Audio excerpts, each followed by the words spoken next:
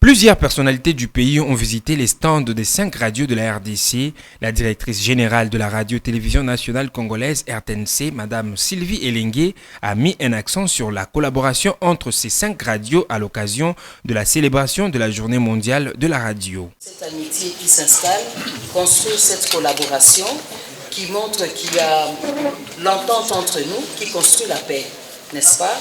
Et ce que nous devons retenir, c'est la collaboration, et cette collaboration amène à la paix, n'est-ce pas? Pour les jeunes qui sont là, c'est un terme que l'on devrait exploiter sur plusieurs fronts et leur permettre de comprendre. La paix, ce n'est pas seulement lorsqu'il y a la guerre qu'il faut rechercher la paix. La paix, c'est un concept qui est social et qui est présent dans toutes nos relations quotidiennes, n'est-ce pas? Et c'est ce que nous devons construire à travers nos émissions. Nous devons également penser à diffuser des programmes, des contenus qui construisent le vivre ensemble. Les étudiants de l'Institut facultaire des sciences de l'information et de la communication IFACI qui étaient de la partie n'ont pas manqué de mots.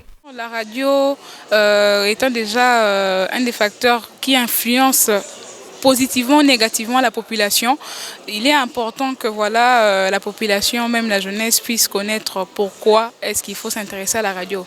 Aujourd'hui, déjà avec tout ce qui est... Déjà, si je dois seulement être focus sur le thème qui a été retenu, radio et paix, plusieurs conflits aujourd'hui sont alimentés, pas seulement les conflits armés, mais aussi les conflits même en communauté, juste parce qu'il y a eu une opinion qui est sortie outre le contexte. Alors, les professionnels des médias, les journalistes, ont la facilité d'influencer les opinions de gens.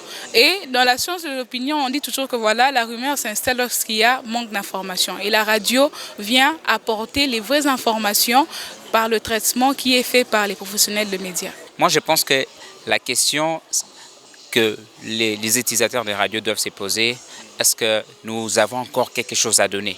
Parce que ce qui est bien, s'il y a toujours quelque chose à donner, peu importe la source. Je peux donner un exemple banal. Il y a des choses que nous utilisons jusqu'à aujourd'hui, mais qui ont irrigé à longtemps, mais qui ne deviennent jamais archaïques.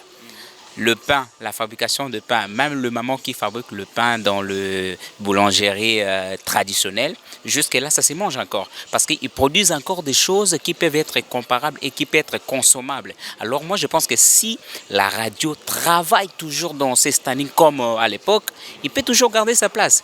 Qu'il y ait l'Internet ou pas, moi je pense que la radio aura toujours de la place. Signalons par ailleurs que le thème retenu pour cette année est Radio et Paix.